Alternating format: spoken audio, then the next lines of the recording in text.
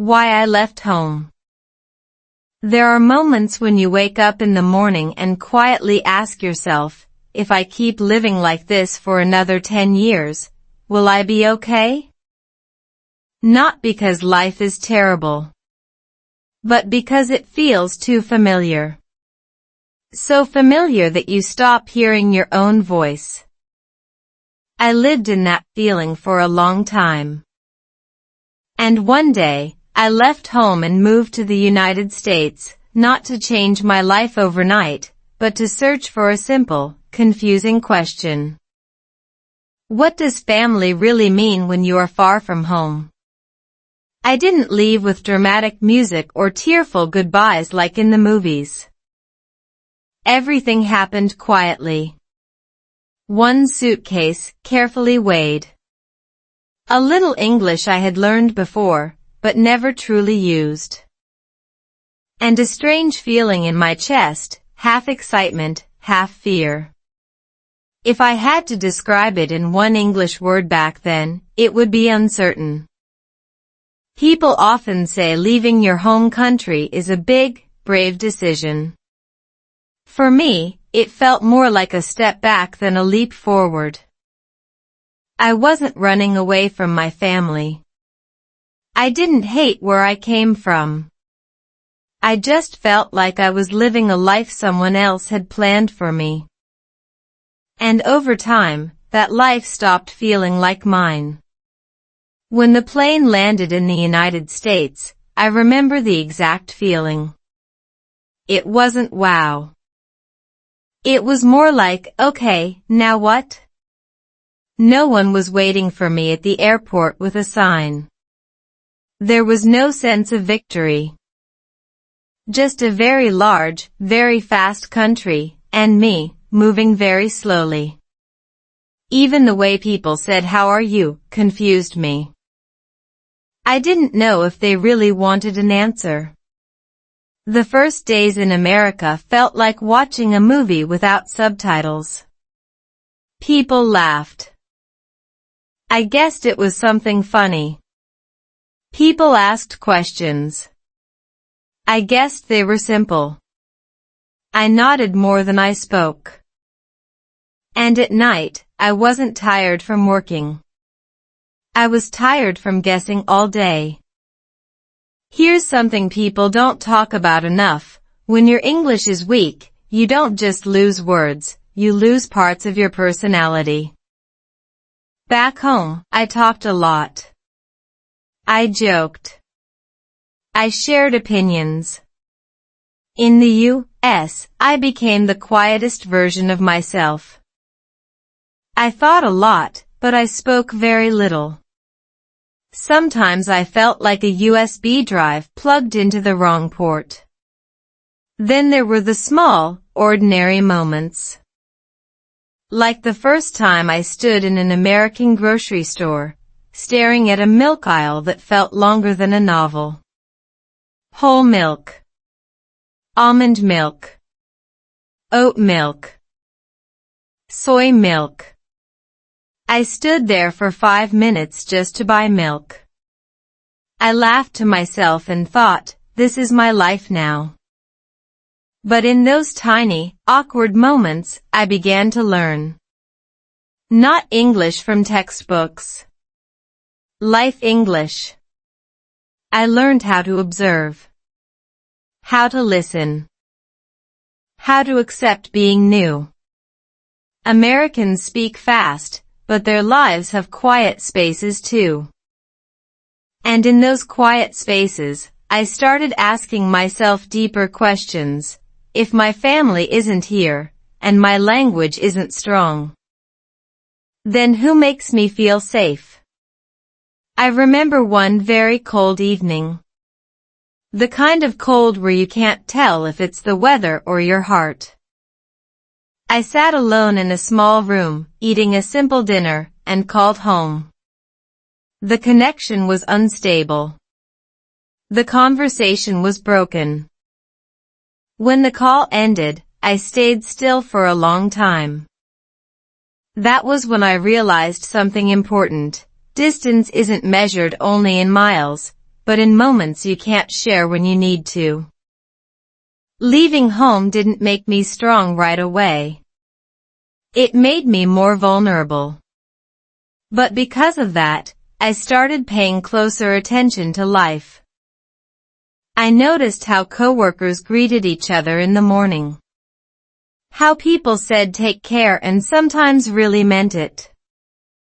I slowly understood that family isn't only where you are born, it's where you are seen, even when your sentences aren't perfect.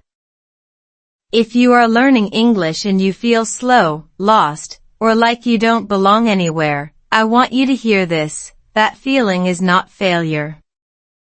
It's proof that you stepped outside your comfort zone. And that is where real stories begin.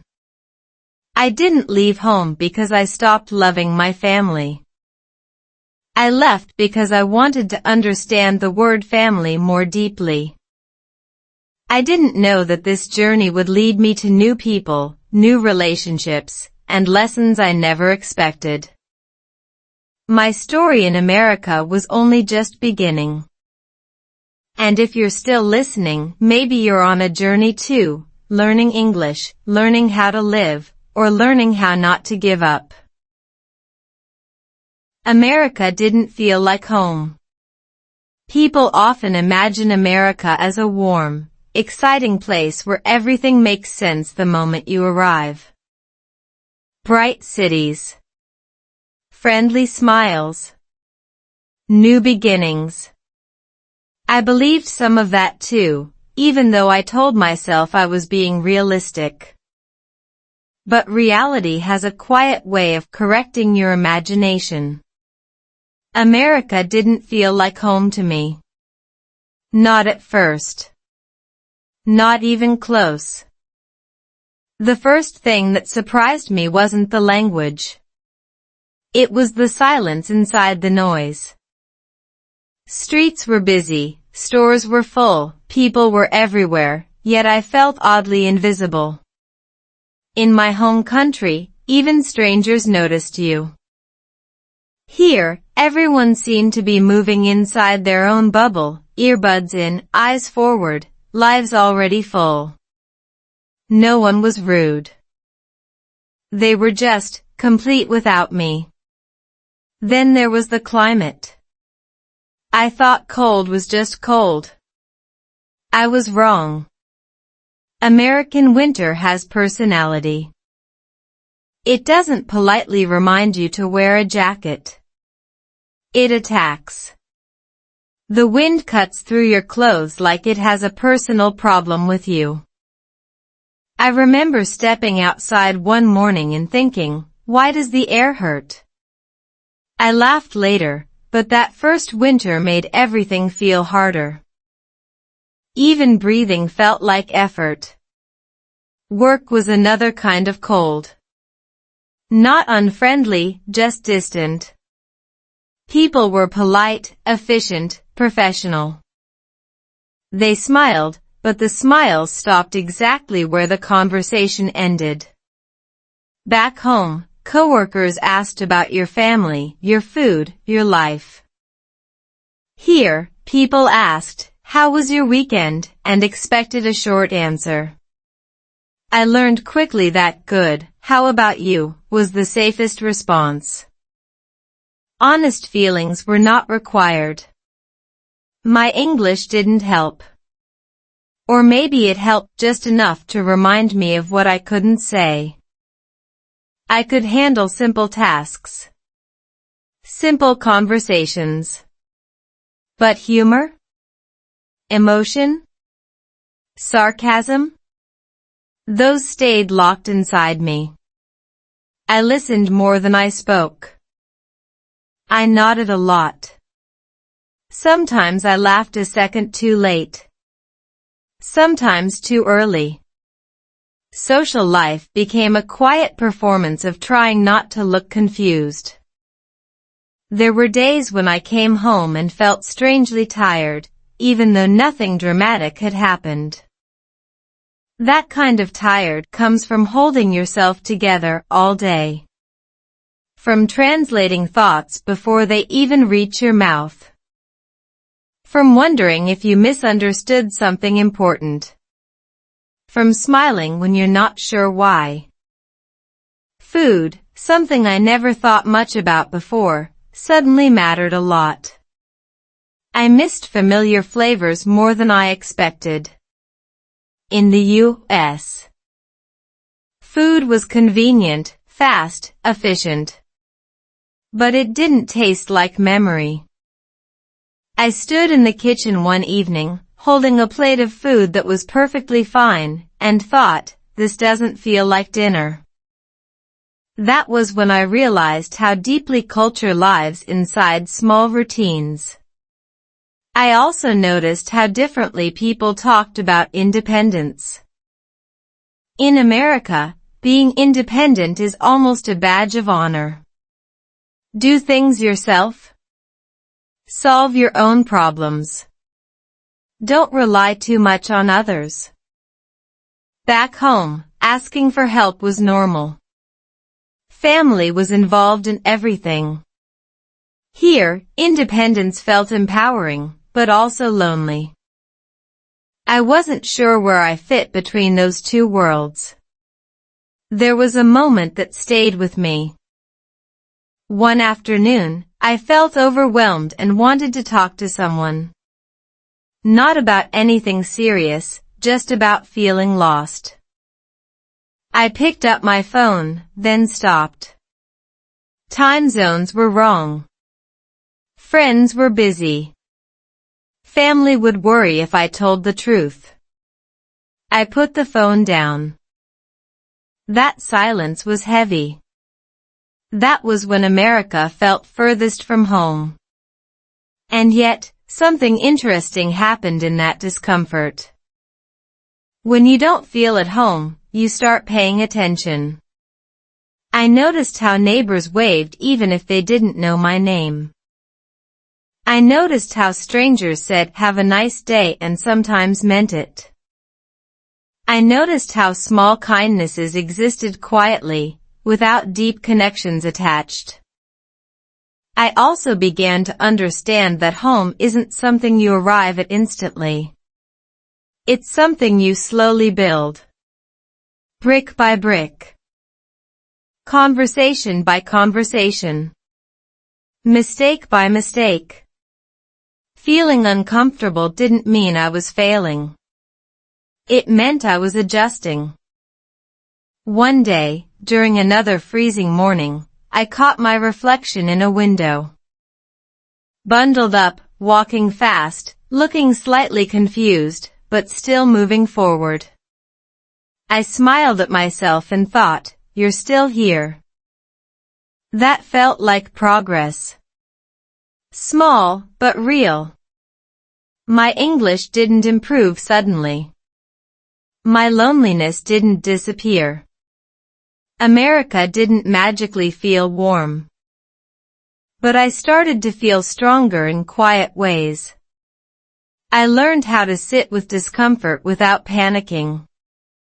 I learned that not feeling at home yet didn't mean I never would. If you're listening to this and you're in a place that doesn't feel like home, maybe a new country, a new job, or even a new version of yourself, I want you to know something important. Feeling out of place doesn't mean you don't belong. Sometimes it just means you're early in the story. America didn't feel like home to me at first. But that distance taught me something valuable. Home isn't guaranteed by location. It's created by patience, presence, and the people you slowly let into your life. And this was only the second chapter. The part where everything still feels cold, unfamiliar, and uncertain, but where the foundation is quietly being built. When English silences you.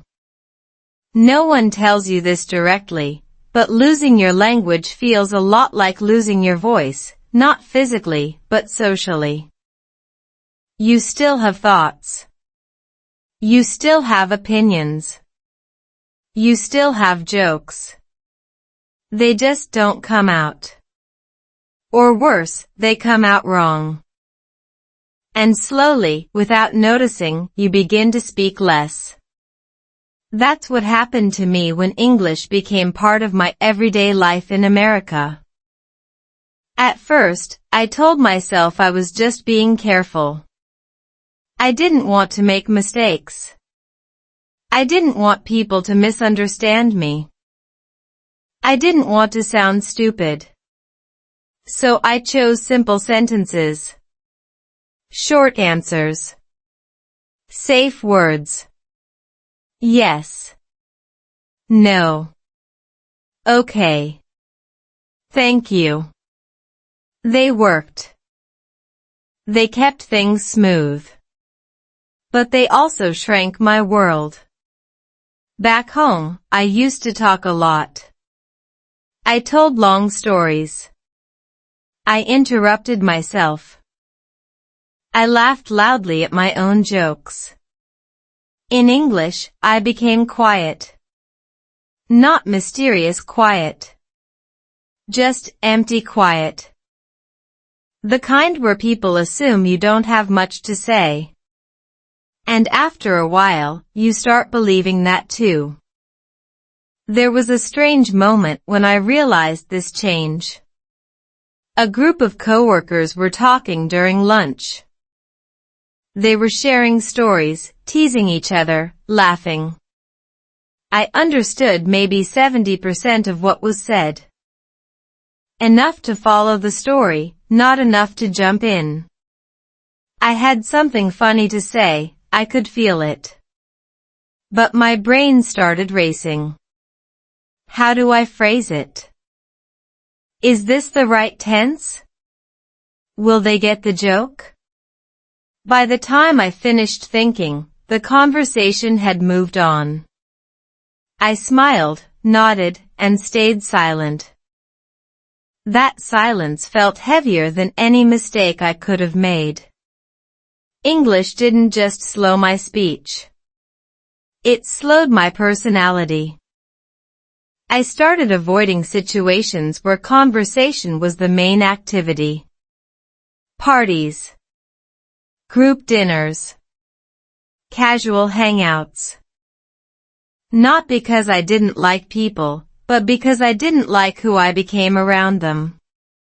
A quieter, flatter version of myself.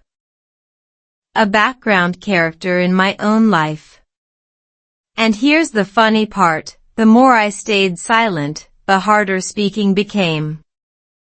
Silence turns into habit very quickly.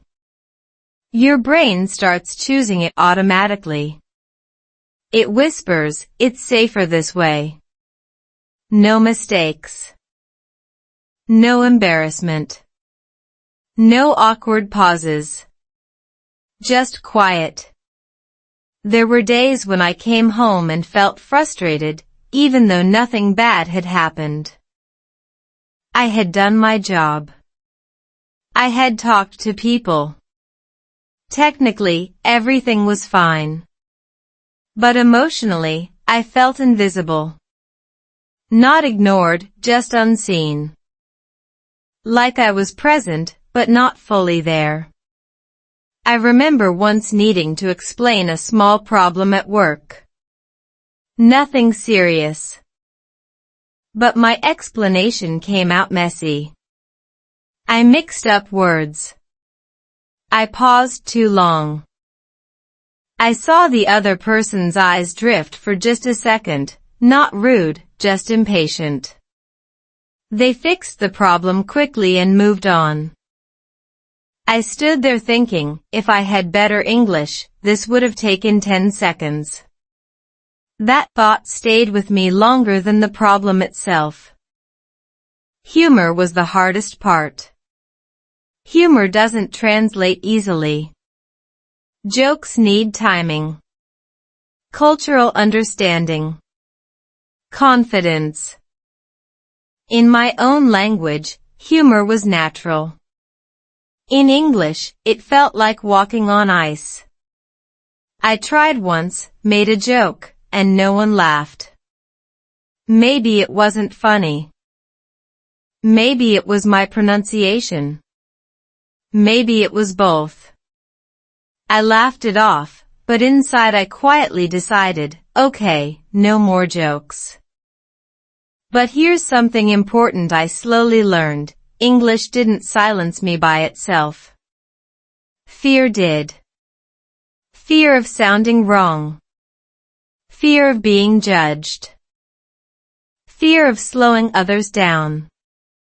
And fear is very convincing. It tells you it's protecting you, when it's actually shrinking you. One evening, after another quiet day, I sat alone and thought about how strange this was. I hadn't become less intelligent. I hadn't become less interesting. I had just changed languages. And yet, my confidence didn't survive the translation. That's when I made a small decision. Not a dramatic one. Just a quiet promise to myself. I would start choosing connection over perfection.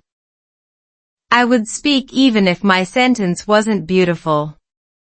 I would allow myself to sound human.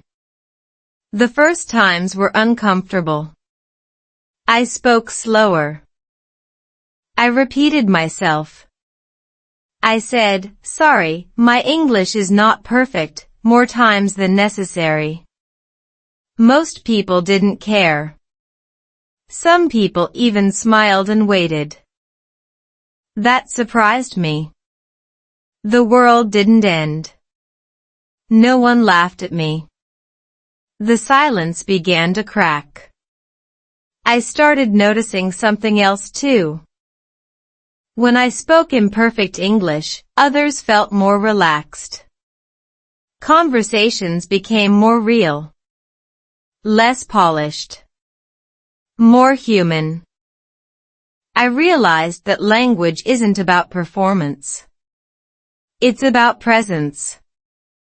If you're learning English and you feel quieter than you used to be, I want you to hear this clearly. You are not disappearing.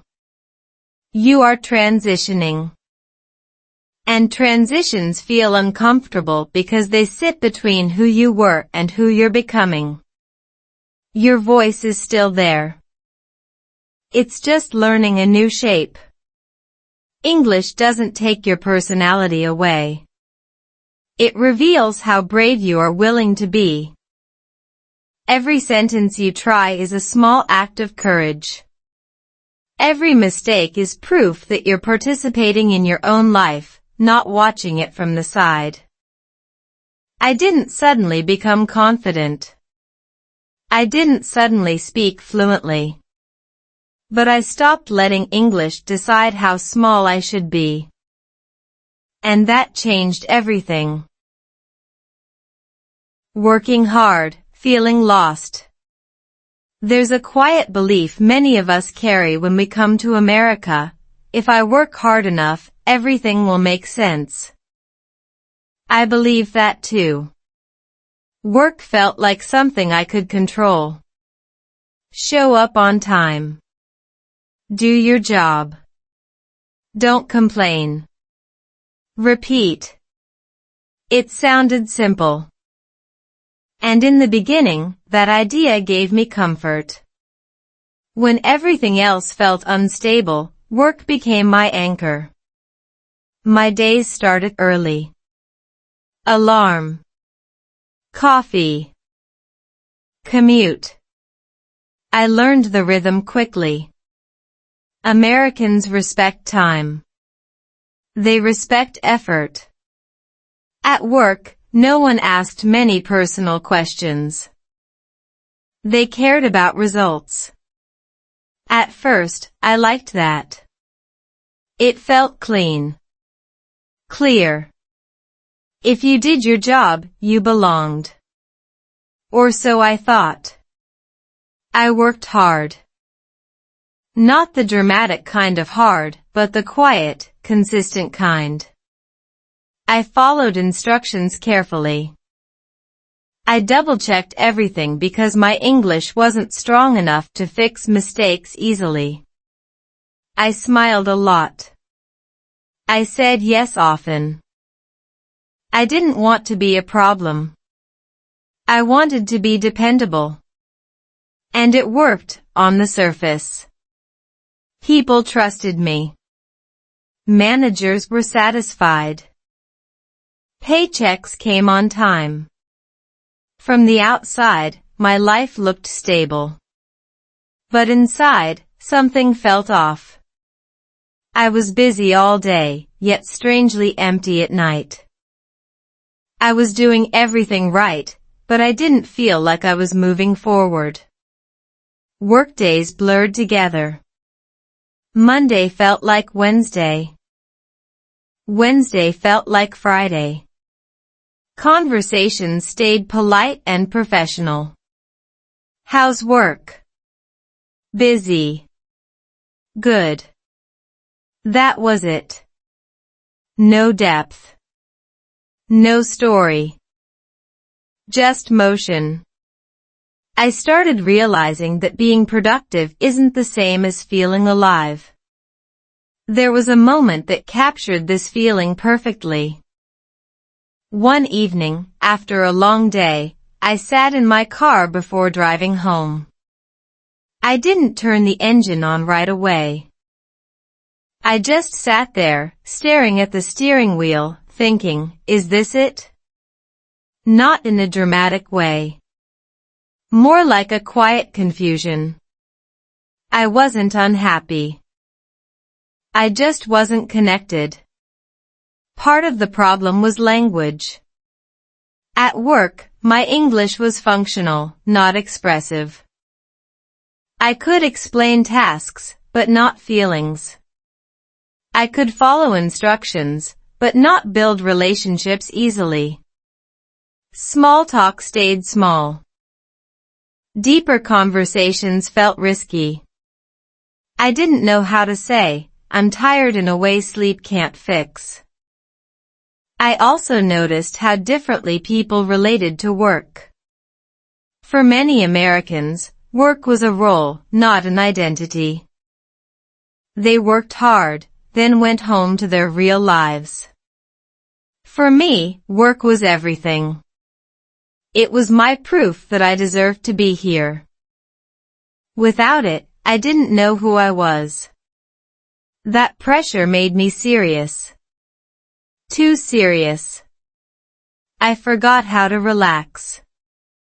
I measured my value by how useful I was.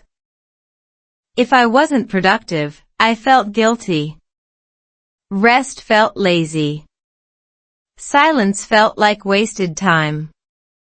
I was surviving, but not really living. There was some humor in it too, looking back. I remember being so focused on doing a good job that I once apologized 3 times in one sentence. Sorry. The other person laughed and said, you're fine. I wasn't sure if they meant it, but I laughed too. Sometimes, that was enough. Slowly, I began to notice cracks in my routine. Moments when work couldn't fill the space inside me. Like weekends that felt too long. Or holidays that passed quietly. Or success that didn't feel as satisfying as I thought it would. I realized that work was giving me structure, but not meaning. That realization was uncomfortable. Because if work wasn't the answer, then what was? I had moved across the world. I had sacrificed comfort. I had worked hard. Surely that should be enough. But life doesn't work like a checklist. One day, a coworker asked me a simple question, what do you like to do outside of work? I froze. Not because I didn't understand the question, but because I didn't have an answer. My life had become so narrow that work had eaten everything else. I smiled awkwardly and said, I just rest. It sounded small, even to me. That question stayed with me longer than it should have. It made me realize how lost I had become, not lost geographically, but internally. I was in America, working hard, doing my best, but I wasn't building a life. I was just maintaining one. And yet, this wasn't a negative turning point. It was an honest one. Feeling lost meant I was finally paying attention. It meant I was ready to ask better questions. Not how do I work harder, but who am I becoming? If you're listening and you're working non-stop, hoping clarity will come later, I want to tell you something gently. Hard work is important. But it's not everything. It can support your life, but it can't replace it. You are allowed to want more than survival. I didn't quit my job. I didn't change everything overnight. I simply allowed myself to admit the truth, that I was tired of feeling lost while doing everything right. And that honesty opened the door to something new. Work taught me discipline, responsibility, strength. But it couldn't teach me belonging. That lesson was waiting somewhere else. And this chapter of my story was teaching me a quiet but powerful truth. You can be busy, capable, and successful, and still be searching for home. Love found me unexpectedly. I wasn't looking for love when it happened. That's not something people like to hear, but it's true.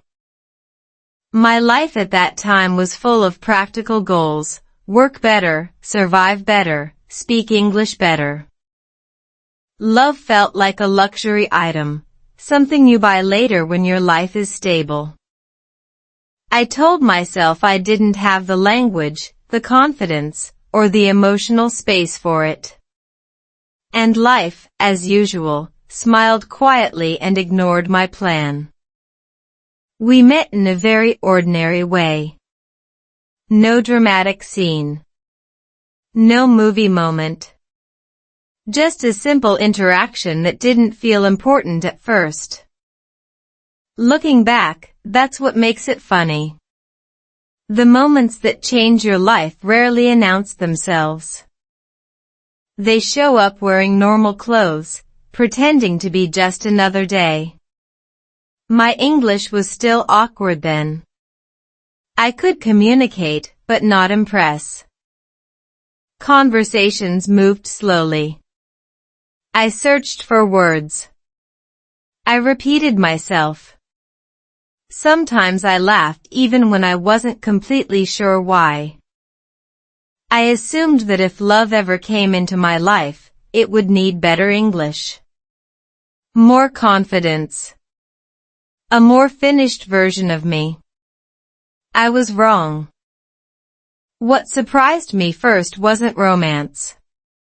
It was ease. Talking felt lighter.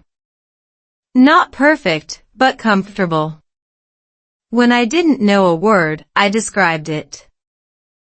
When I made a mistake, we laughed. I remember saying something grammatically strange once, stopping mid-sentence, and saying, "Sorry, my English is not great." The response was simple, "That's okay. I understand you." That sentence stayed with me longer than any compliment. Love didn't arrive as fireworks. It arrived as calm, as curiosity, as someone willing to listen even when my sentences took longer to arrive. For the first time in a long while, I didn't feel like I had to perform. I could just be present. There were misunderstandings, of course. Cultural ones. Language ones. I once misunderstood a joke and reacted very seriously. The room went quiet for a second before everyone laughed, including me, once I realized what had happened. Instead of feeling embarrassed, I felt included. That was new. That was different. Dating across cultures is humbling. You realize how many things you assume are normal are actually learned. The way you express care. The way you argue. The way you say I'm upset without saying it directly. Sometimes we missed each other emotionally, not because we didn't care, but because we were speaking from different cultural maps. And yet, there was effort. On both sides. Real effort. The kind that doesn't show up in movies. Explaining instead of assuming. Asking instead of accusing. Slowing down instead of winning arguments. Love became less about grand gestures and more about patience. My English didn't magically improve because of love.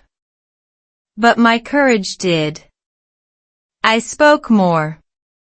I risked sounding silly.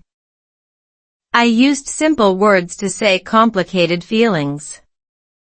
I don't know how to say this well, but became one of my most honest sentences. And it worked. Because sincerity doesn't need perfect grammar. There was a moment when I realized how much I had changed. We were talking about family, where we came from, what home meant to us.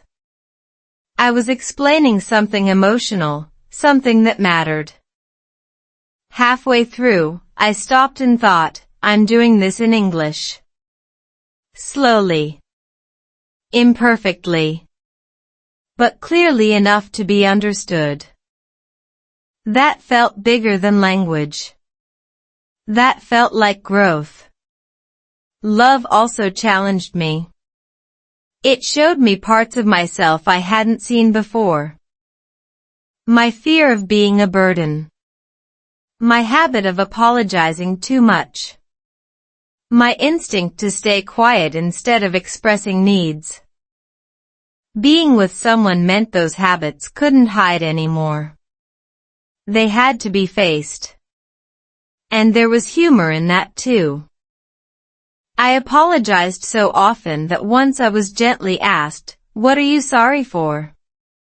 I didn't have an answer. We laughed, and I learned something important. Love doesn't need constant apology. It needs honesty. For the first time since arriving in America, I felt anchored, not by location, but by connection. I still struggled. I still missed home. I still felt lost sometimes. But I wasn't carrying everything alone anymore. Love didn't solve my problems. It changed how heavy they felt. If you're learning English and you think love, connection, or deep relationships are waiting for a better version of you, I want to tell you this gently. You don't have to be finished to be loved. You don't need perfect language to be understood. You need presence, effort, openness. Love found me when my life was messy, my English imperfect, and my future unclear. And maybe that's why it mattered. It taught me that connection doesn't happen after you become confident. Confidence grows because you connect. I didn't fall in love because I was ready. I became ready because love showed up. And in a country that still didn't fully feel like home, love became the first place where I felt safe being myself. Marriage changed the rules. People talk about marriage like it's a finish line. As if once you get there, life suddenly becomes stable, clear, and calm. I believed a little of that too. Not completely, but enough to be surprised when I realized marriage didn't simplify my life in America. It complicated it, in a very honest way. Before marriage, love felt flexible. We could misunderstand each other and laugh it off. We could take breaks, step back, reset. Marriage removed the illusion of optional. You don't get to walk away from confusion anymore. You have to sit with it. Talk through it. Sometimes circle around the same issue again and again until it finally opens. Living together exposed everything language had been hiding. Not just grammar mistakes, but emotional ones.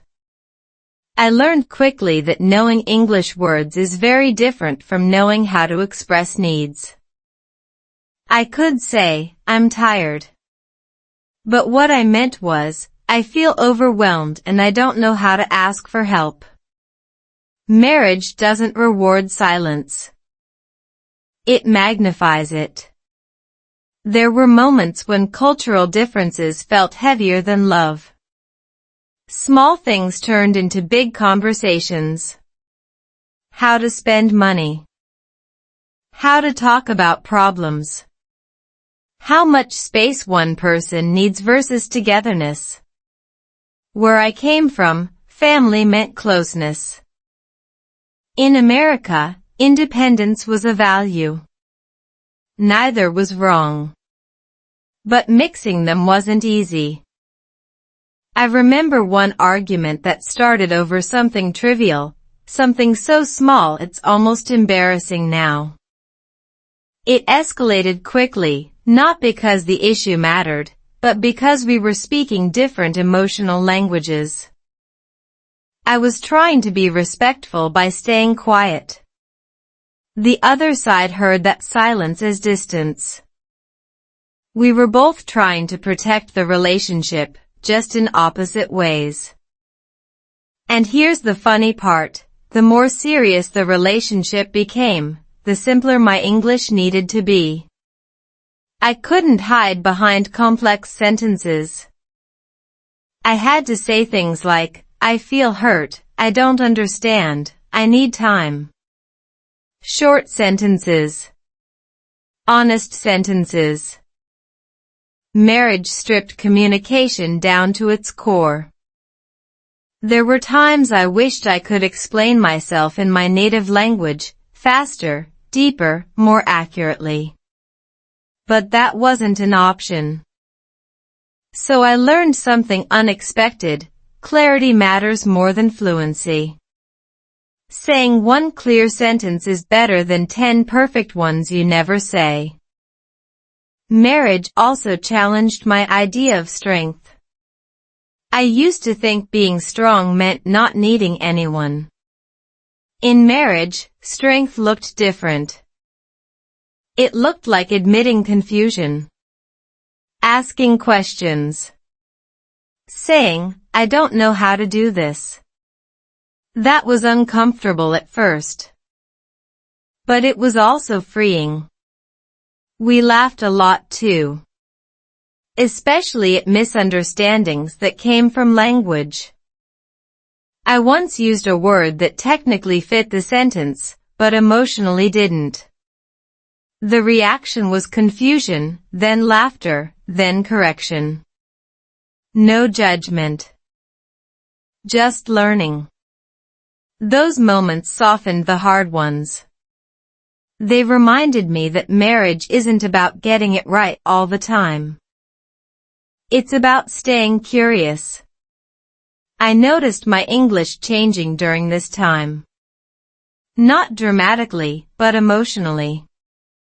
I became more willing to speak imperfectly. More willing to risk misunderstanding. Because staying silent had a cost now. Silence didn't just affect me, it affected us.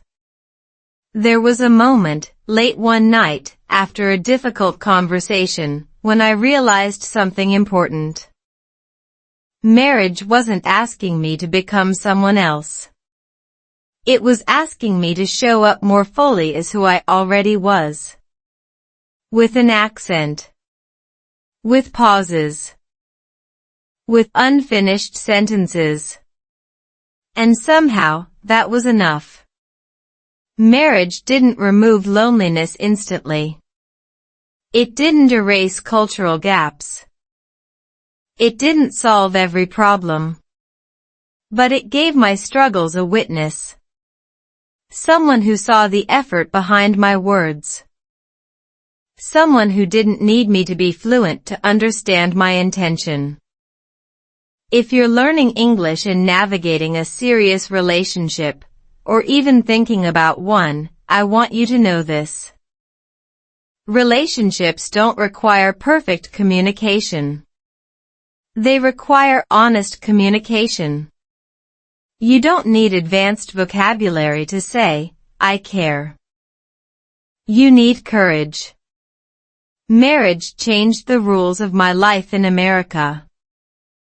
It showed me that love grows not when everything is smooth, but when two people stay present during confusion.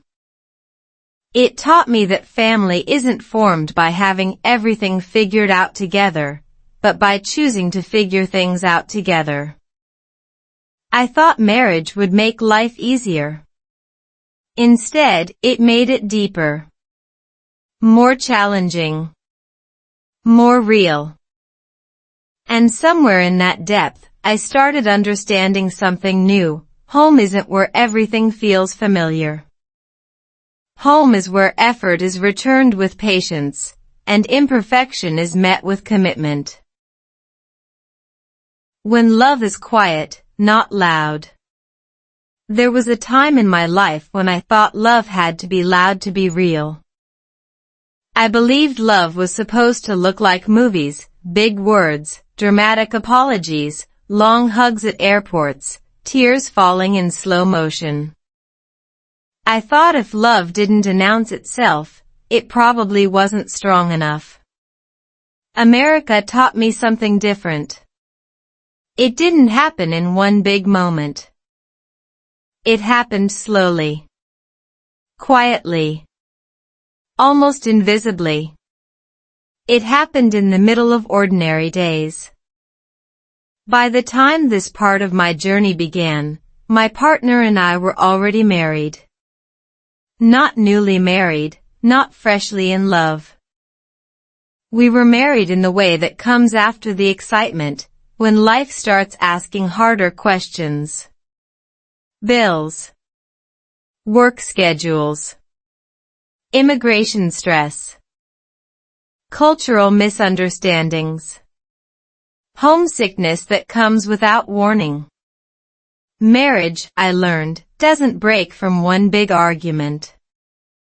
It wears down from many small silences.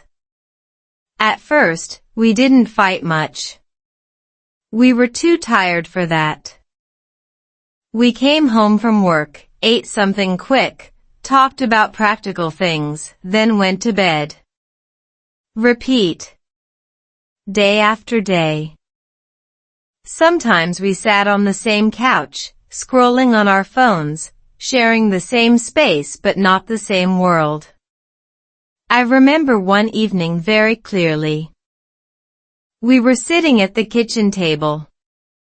The light was yellow and soft. Outside, it was snowing. Inside, it was quiet, too quiet.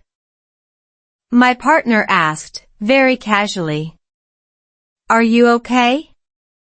I said, "Yeah. Just tired." Which was true. But it wasn't the whole truth. What I didn't say was, I miss feeling understood without explaining everything. What I didn't say was, I feel like I'm carrying two lives, who I was, and who I'm becoming, and I don't know where they meet. In English, there's a simple sentence people use all the time. I'm fine. I learned that sentence well. Too well. Because I'm fine can mean many things. Sometimes it means I don't know how to explain. Sometimes it means I don't want to worry you. Sometimes it means I'm afraid if I speak, I'll cry. Marriage in a new country teaches you a strange lesson. You can love the same person deeply and still feel lonely. Not because the love is gone, but because both of you are changing at the same time. One night, after a long day, we had our first real conversation in weeks. Not a fight. Not a discussion. A conversation. My partner said, "I feel like I'm losing you, but I don't know how." That sentence stopped me. Not because it was dramatic, but because it was honest. I realized something in that moment. We were both waiting for the other person to notice the pain first. So I spoke. Slowly. Carefully. In imperfect English, mixed with pauses and long breaths. I said, "I don't feel lost. I feel stretched."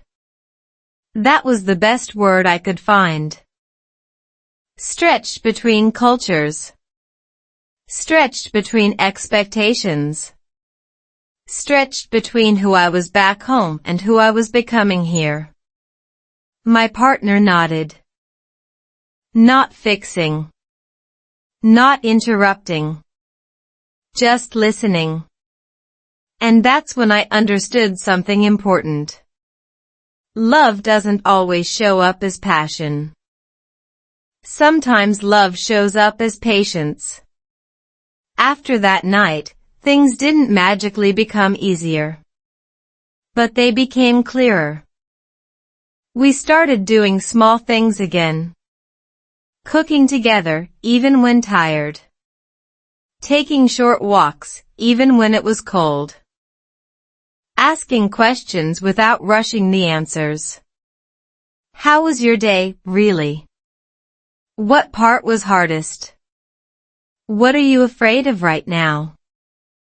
Simple questions. Powerful ones.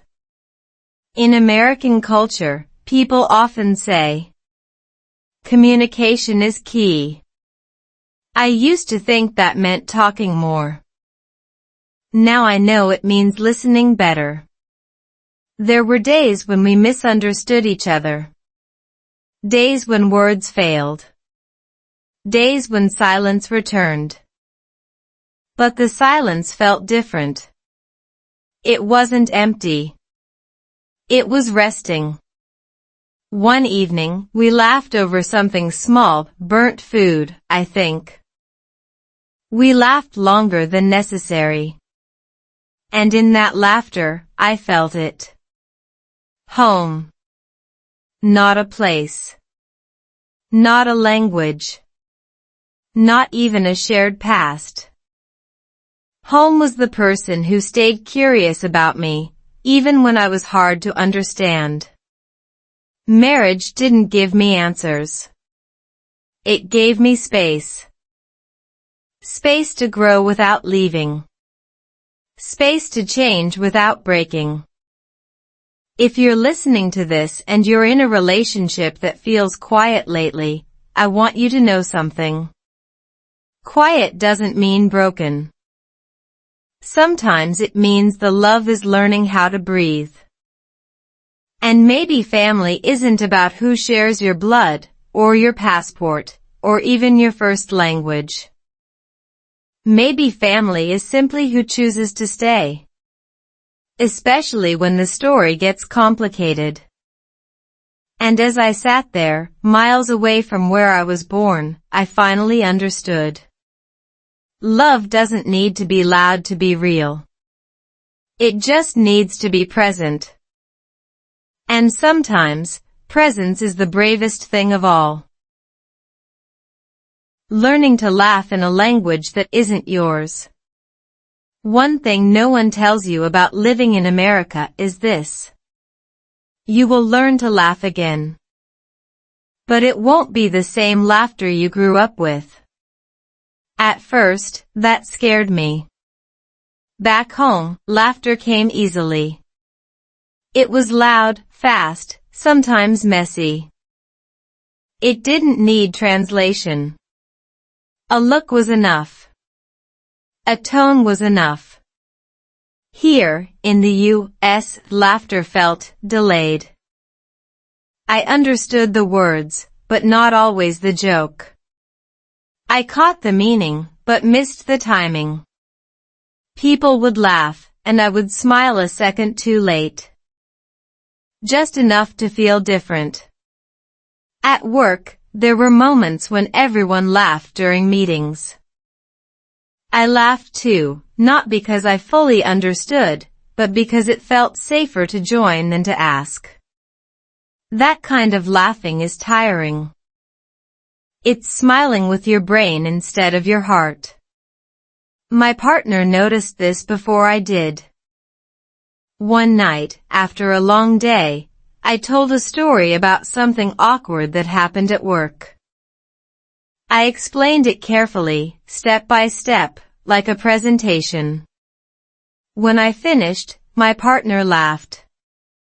A real laugh. I paused and said, "Why is that funny?" They said, "Because you're funny. You just don't know it yet." That sentence stayed with me. Funny, without trying. Funny, even when translated.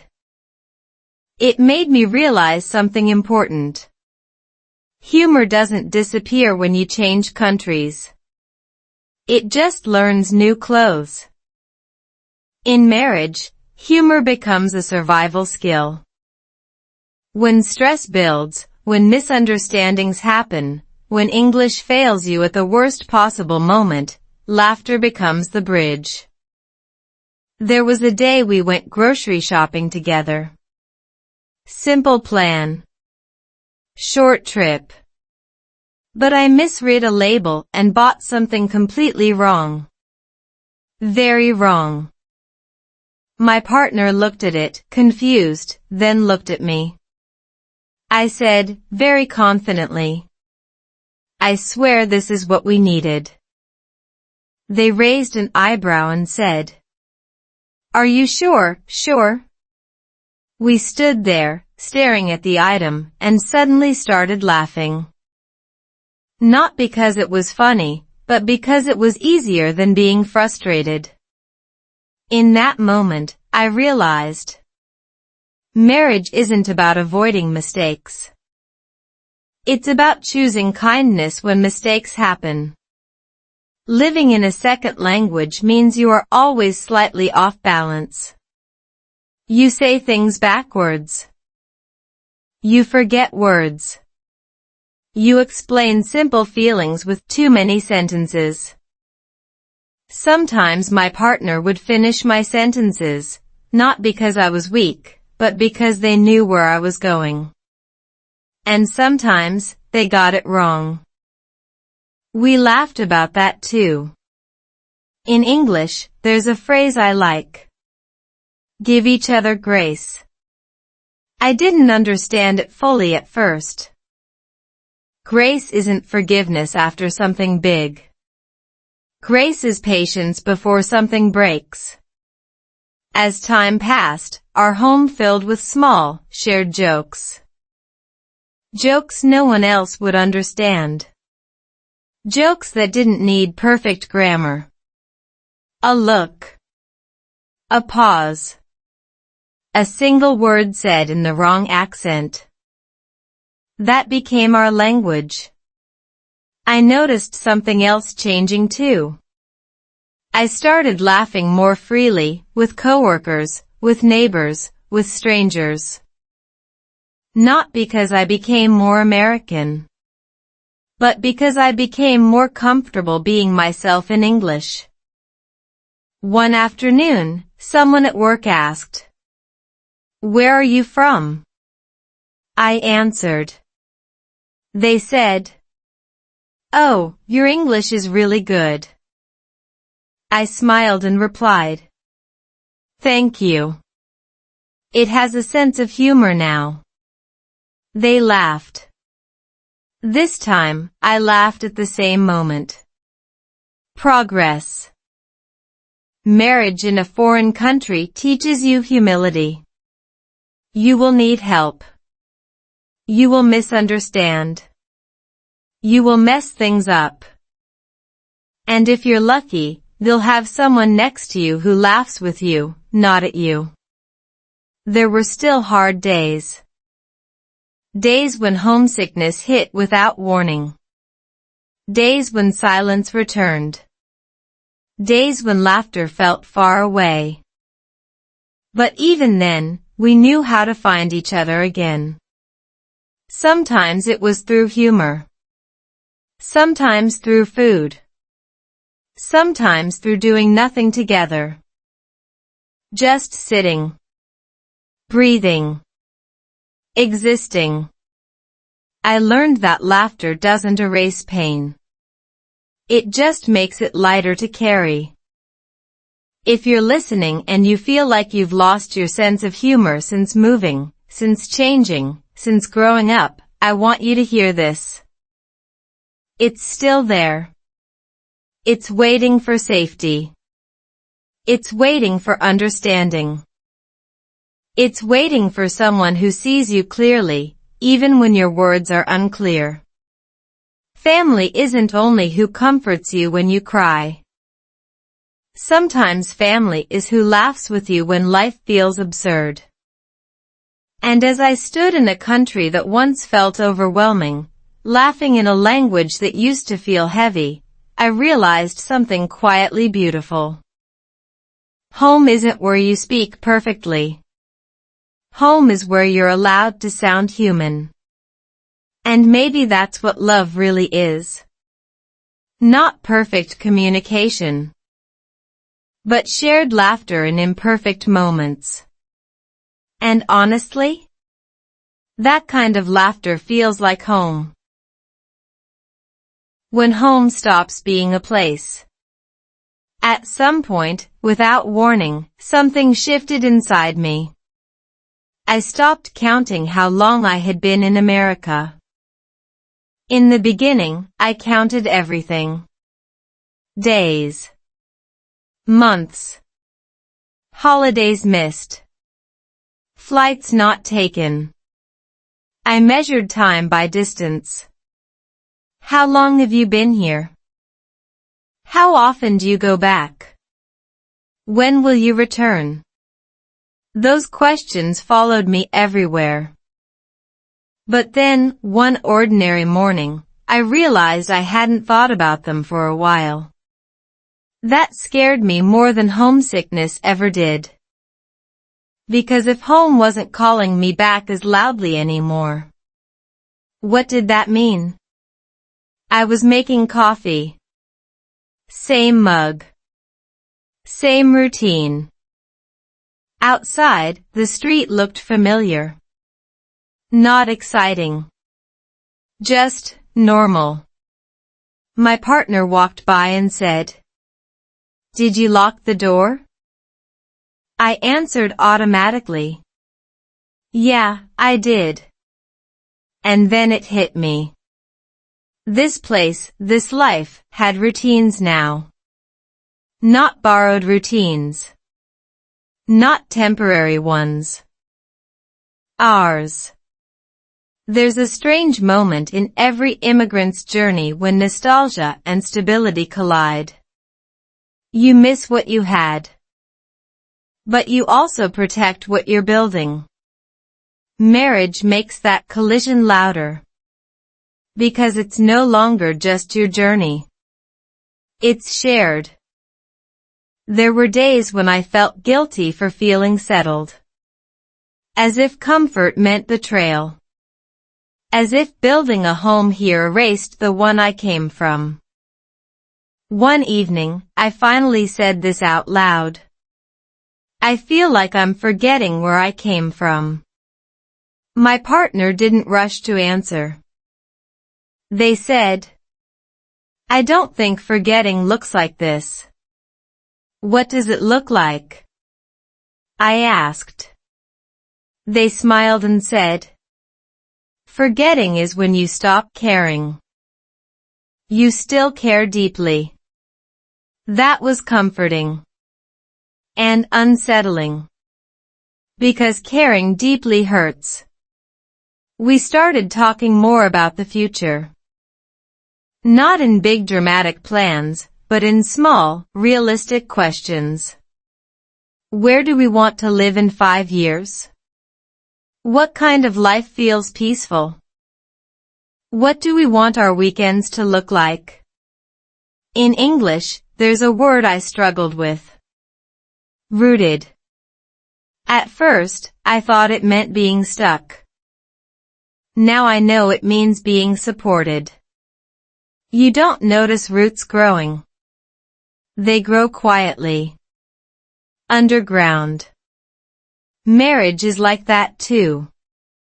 One weekend, we decided to stay home instead of going out. No plans. No agenda. We cleaned. Slowly. Lazily. Music played in the background. Songs from different countries, different languages. At one point, we stopped and danced in the kitchen. Not well. Not seriously. Just enough to laugh. I realized something then. This was home. Not because it was perfect, but because it was safe. Home wasn't the absence of longing. It was the presence of belonging.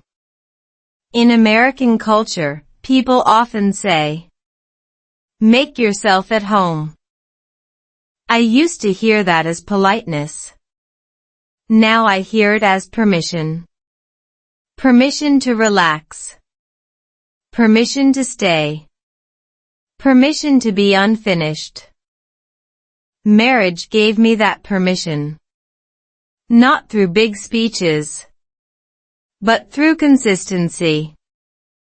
Through someone showing up even when neither of us had the answers. There were still moments of doubt. Moments when news from back home made my chest tight.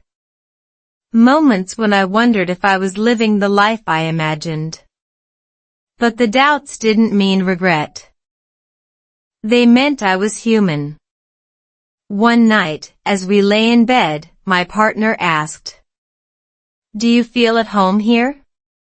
I thought about it for a long time. Then I said, "I feel at home with you. The rest is still learning."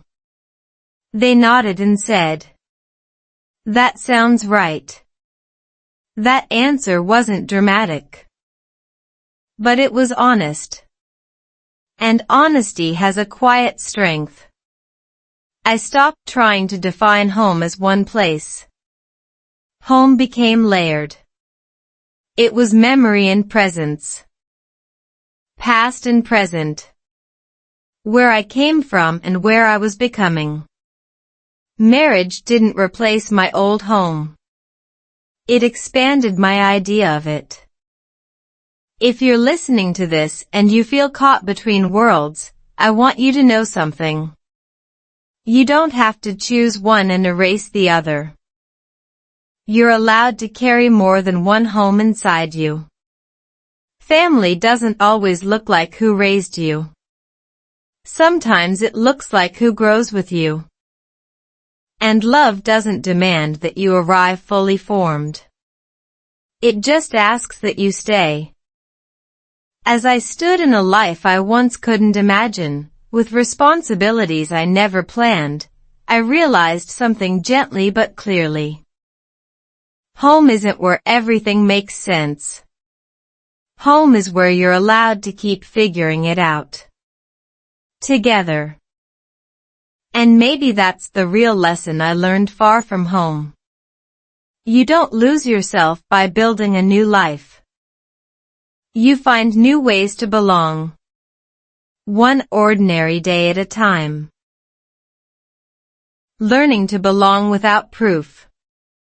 There's a quiet pressure that comes with living in America, especially when English isn't your first language. It whispers, prove you deserve to be here. At work. In conversations. Even in silence.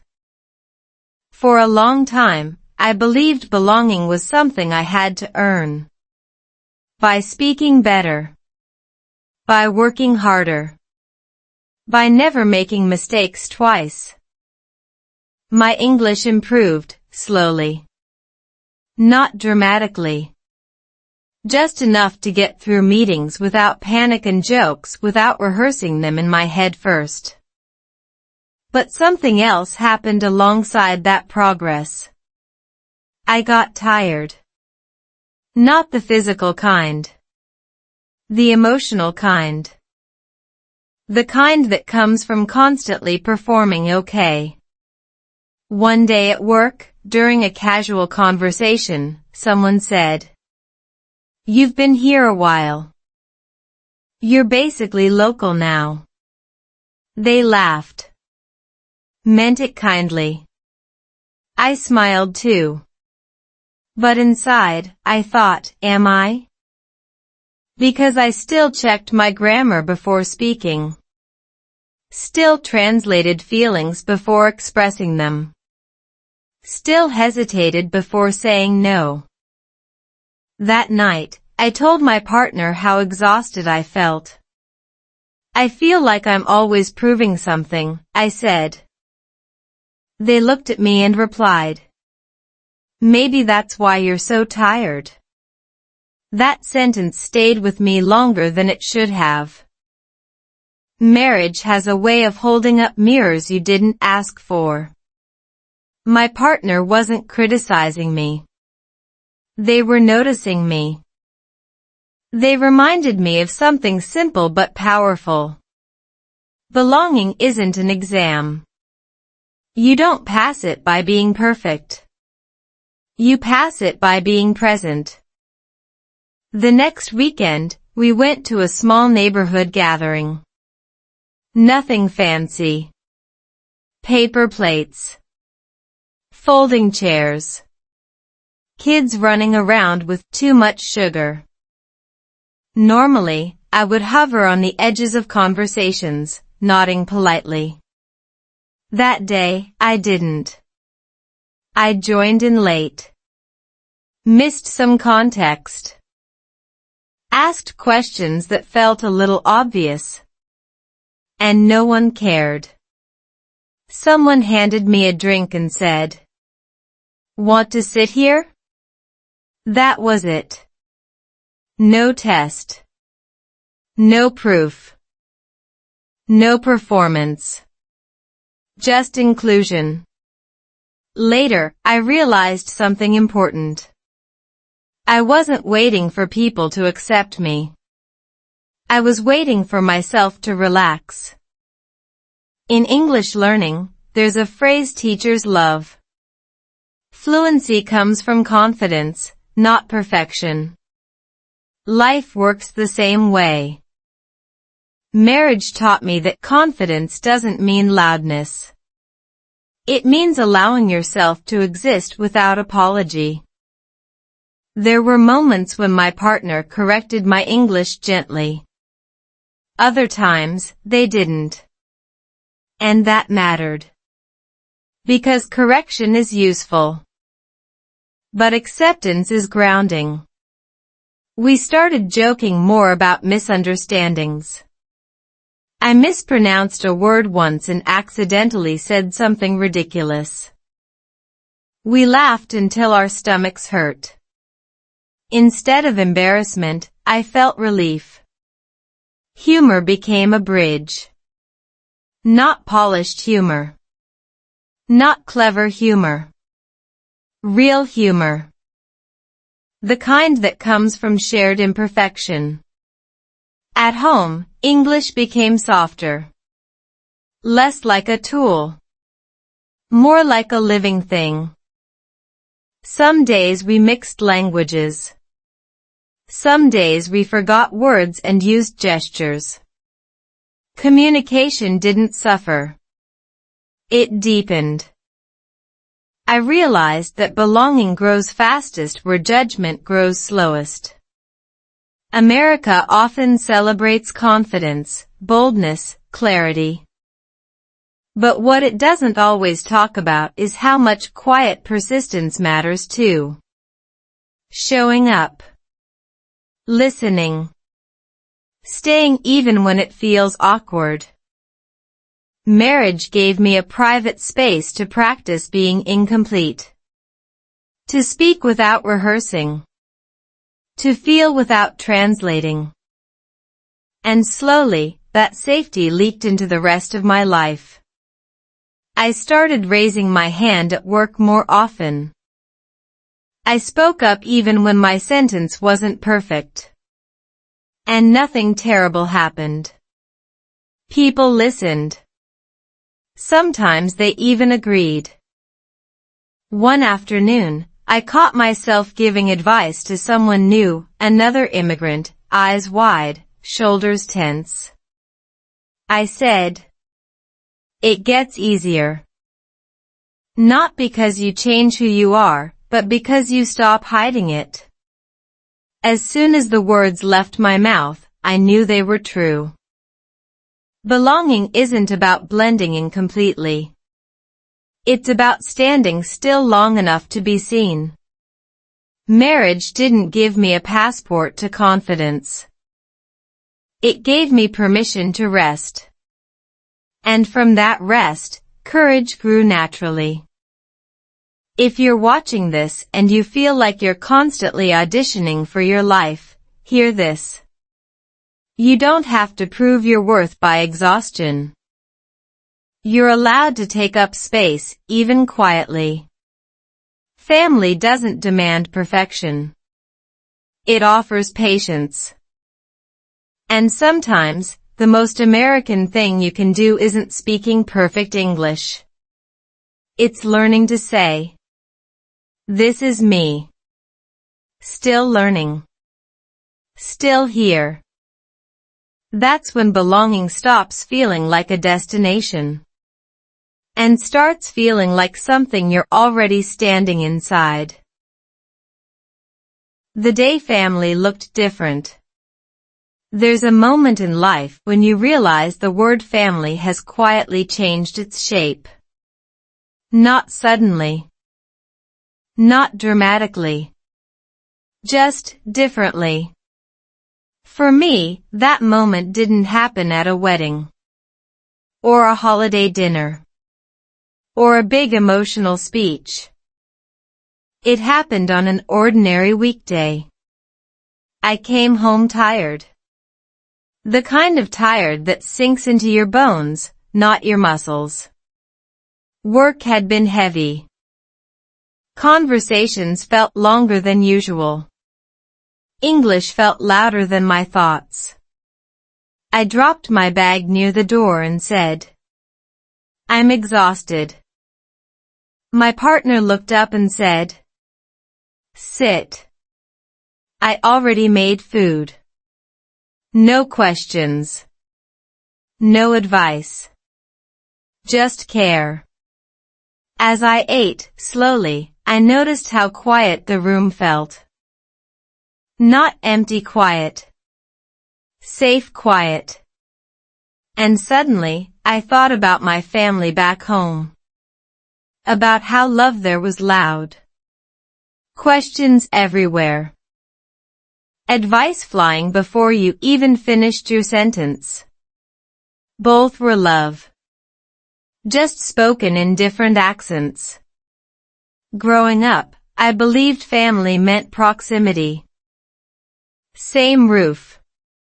Same last name. Same traditions. America challenged that belief gently, then relentlessly. Here, family often means choice. You choose who shows up. You choose who stays. Marriage made that clearer. Because when you move far from home, family stops being automatic. It becomes intentional. We built routines that didn't exist before. Weekly grocery trips. Late night walks. Quiet mornings where no one rushed the other. None of these felt important at first.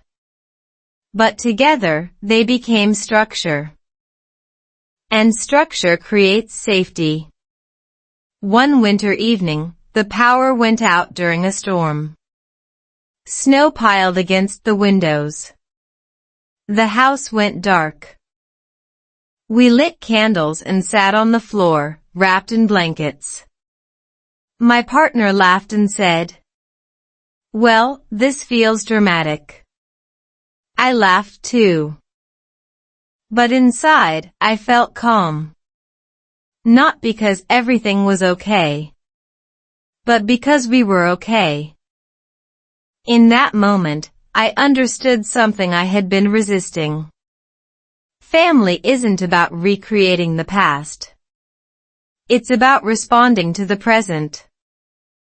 I stopped comparing. Stopped measuring this life against the one I left. That comparison had been stealing joy quietly for years. Marriage didn't erase my old family. It reframed them. They became part of my foundation, not my destination. There was guilt in that realization. I won't lie. Guilt for growing. Guilt for changing. Guilt for building something new that didn't include everyone. But guilt softened when I allowed myself to see the truth. Loving more doesn't mean loving less. One evening, we video called my family back home. The connection lagged. Voices overlapped. Laughter came late. At some point, my partner joined the frame. Languages mixed. Jokes landed halfway. And yet, everyone smiled. After the call ended, my partner asked, "Do you miss them?" I said, "Every day." Then I added, "But I'm okay." That sentence felt grown up. Not strong. Just honest. In English, there's a phrase. Chosen family. I used to think it sounded like a replacement. Now I know it's an expansion. Chosen family doesn't compete. It complements. It fills the spaces distance creates. Marriage taught me that family can be quiet. It doesn't need constant validation. It shows up in small acts. Charging your phone before it dies. Remembering how you like your tea. Sitting with you when you don't want to talk. These moments don't look impressive. But they build trust. And trust builds home. I started noticing families around me, at parks, at grocery stores, in parking lots. Not perfect ones. Real ones. People disagreeing. People laughing. People navigating life side by side. It made me feel less alone. Because family wasn't something I had failed to carry across borders. It was something I was still learning to recognize. If you're listening to this and wondering whether you've lost something by leaving home, hear this gently. You didn't lose it. You transformed it. Family grows with you. Sometimes it stretches across oceans. Sometimes it sits beside you on the couch. Marriage doesn't define family. But it can teach you how to nurture it. How to listen instead of fix. How to stay instead of escape. As I looked at the life I had built, imperfect, quiet, real, I realized something that finally brought peace. Family isn't who expects you to return. Family is who supports who you're becoming. And when you find that, even far from where you started, you haven't lost home. You've learned what it really means. Who feels like home to you? There's a question that follows you quietly when you live far from where you started. It doesn't shout. It doesn't rush. It waits. Who feels like home to you? For a long time, I thought I knew the answer. Home was where I was born. Where people knew my childhood nickname.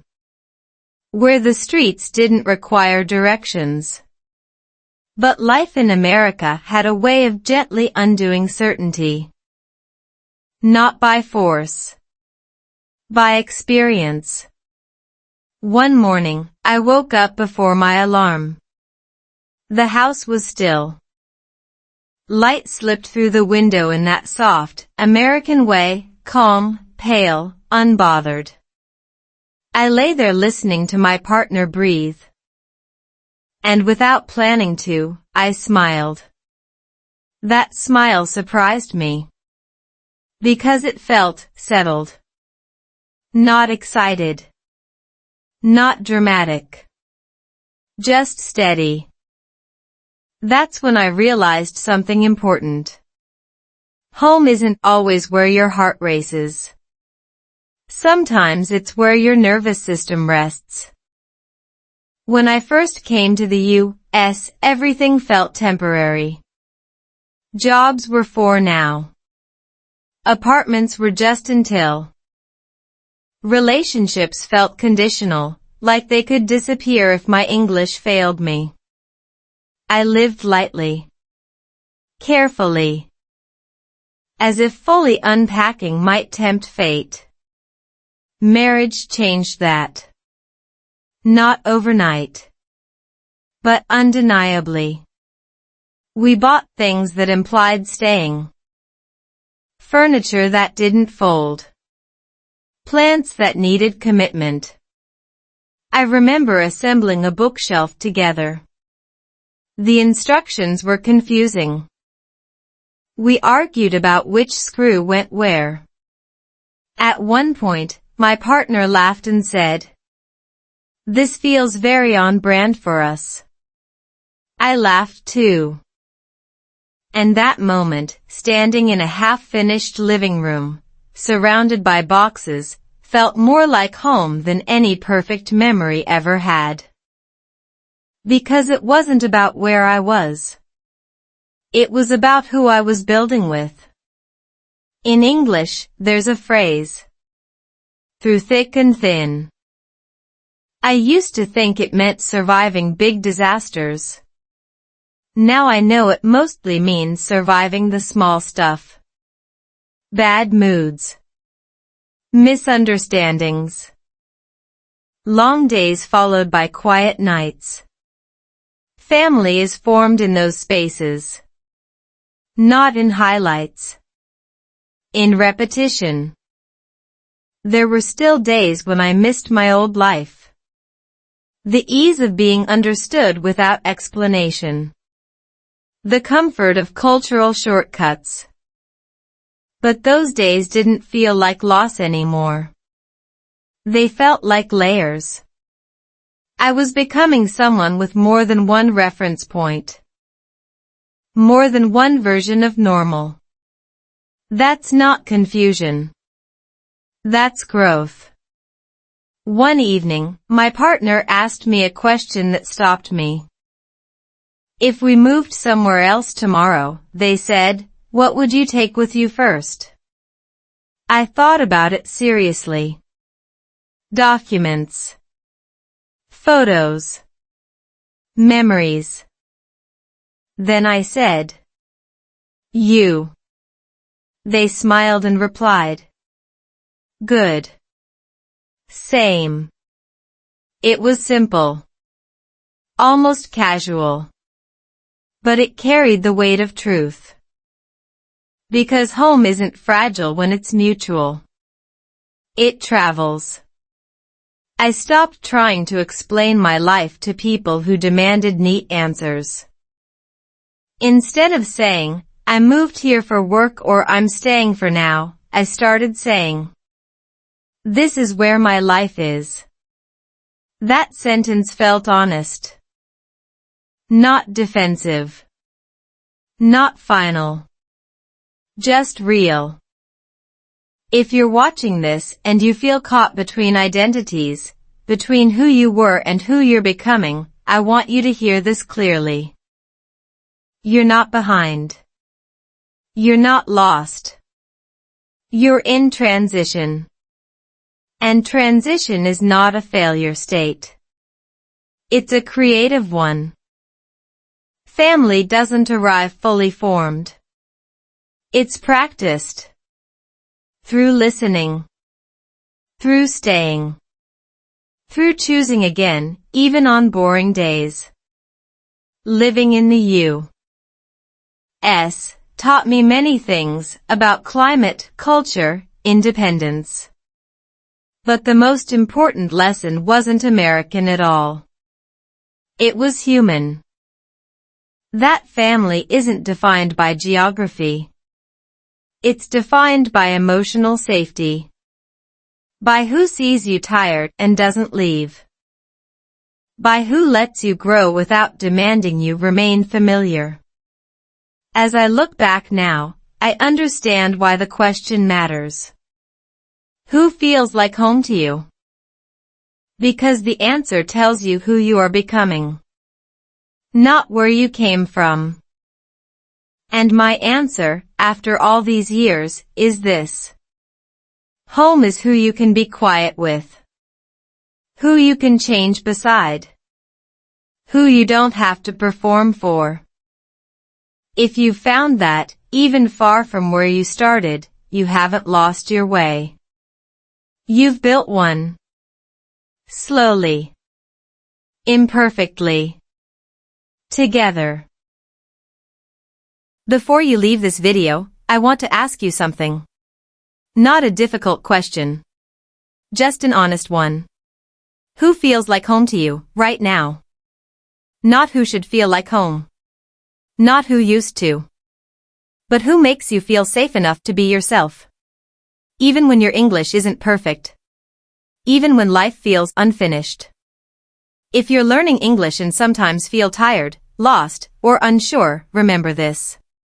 You don't need perfect words to understand a real story. You just need to listen. Slowly. Kindly. One sentence at a time.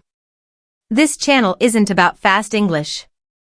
It's about real English, real life, and real feelings. Stories you can feel, not just translate. If this story made you pause, reflect, or feel less alone, there are many more waiting for you here. Subscribe to the channel for more slow, meaningful English stories about life, love, family, and finding yourself far from home. Like this video if it helped you relax and learn naturally. Comment below, who feels like home to you? Your words might help someone else. New stories are coming. Gentle stories, honest stories. Designed to help you learn English without pressure. Stay with us. Learn slowly. And don't forget. Sometimes, understanding a story is the first step to understanding yourself. See you in the next video.